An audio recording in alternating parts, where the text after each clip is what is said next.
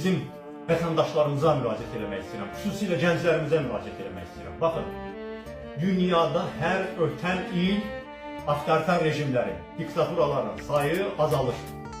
Biz Azərbaycan xalqının ən sona qalmaq kimi bir öhdəliyimiz yoxdur. Ən səbirli və dözümlü olmaq kimi bir öhdəliyimiz də yoxdur.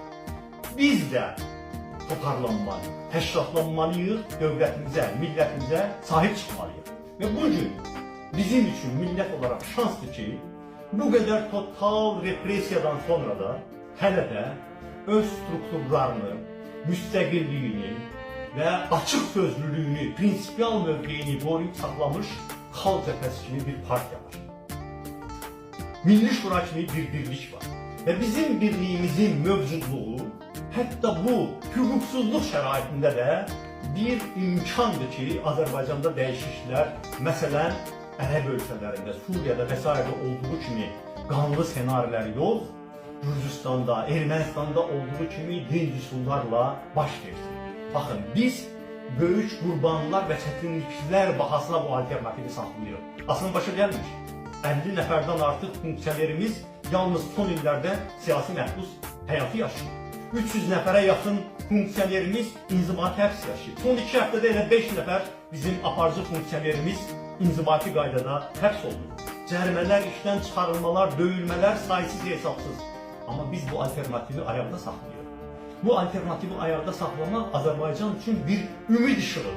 Bir perspektivdir ki, Azərbaycanda dəyişiklik dinc yolla olsun. Yəni dəyişiklik istənilən halda olacaq. Biz müsahibə ərzində təhlil edirik ki, hətta ən qanlı və qəddar diktaturalarda əbədi hakimiyyət təmin edəmir. Ona görə də dəyişiklik istənilən halda Azərbaycana gələcək. Amma bizim var olmamız və sizin köməyinizlə güclü olmamız o dəyişiklikləri Azərbaycana demokratik dinc üsullarla gətirə bilər. Ona görə də mən sizlərə müraciət edirəm. İlk növbədə gənclərə müraciət edirəm. Qoşulun sıralarımıza, gücünüzə güc qatın. Bəlkə oradan sual verən ola bilər ki, axı hal-hazırda bu repressiya şəraitində siz nə eləyə bilirsiniz ki, biz də sizin sıralarınıza qoşulsaq, o işə kömək edək. Baxın, biz Azərbaycanın tam qapanmasının qarşısını alırıq. Bu millətin tam susturulmasının qarşısını alırıq. Bu millətin informasiya manipulyasiyasına məruz qalmağının qarşısını alırıq. Alternativ sözü, mövqeyi çatdırırıq. İctimai fikirdə, ictimai rəydə bu hakimiyyəti məğlub edirik və o perspektivi saxlayırıq ki, istənilən zaman bu ölkədə daxili və xarici təsirlərin vasitəsilə olmağından asılı olmayaraq, demokratik seçkilərə zəmin yaranan kimi biz seçki qutusunda bu hakimiyyəti məğlub edəcək bir qüvvəti formalaşdırırıq və qoruyub saxlayırıq. Sizin sıralarımıza qoşulmağınız bizi daha da güclü edir. Biz bu mərhələdə ölkənin tam Türkmenistanlaşmasının qarşısını alırıq. O 331 nəfər siyasi məhbusu müdafiəsiz qoymuruq. Görürsünüz ki, hamısına özümüzün doğmamız kimi baxırıq. Gücümüz çatdığı qədər hamısına dəstək olur. Vətəndaş cəmiyyətinə də, inanclı insanlara da, jurnalistlərə də, siyasi fəallara da, heç bir partiya ayrı seçkili qoymadan bu ölkənin bütün əzilən insanlarını müdafiə etməyə çalışırıq. Siz sıralarımızda qoşulsaz, biz daha güclü şəkildə onları müdafiə edəcəyik. Siz sıralarımıza qoşulanda biz Azərbaycandakı bu rejimə qarşı daha ciddi direniş yarada biləcəyik, daha ciddi müqavimət göstərə biləcəyik, daha yaxşı təşkilatlanacağıq və biz güclü olacağımız təqdirdə bu daxili təzyiq Azərbaycanı o demokratik açılıma daha da məcbur edəcək ki, tez gəlsin. Yəni, Azərbaycanda dəyişiklik onsuz olacaq. Azərbaycanda əbədi hakimiyyət onsuz olmayacaq.